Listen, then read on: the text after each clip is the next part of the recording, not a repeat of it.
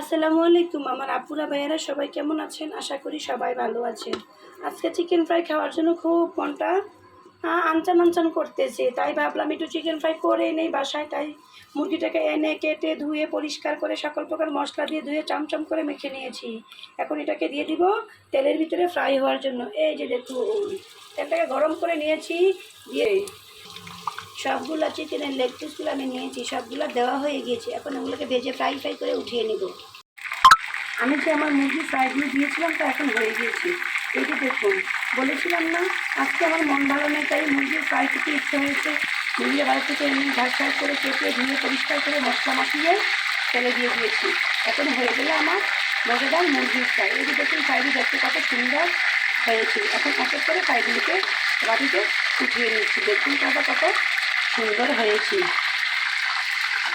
পরিবেশ যেমনই থাকুক না কেন সব কিছু সবসময় মানিয়ে নেওয়াটাই হচ্ছে বেটার বুদ্ধিমানের কাজ। এই যে দেখুন, একে করে সবগুলো মুড়িতে মেরেছি, শিখি আমি আজকে ভাজি করে নিয়েছি, ফ্রাই করে।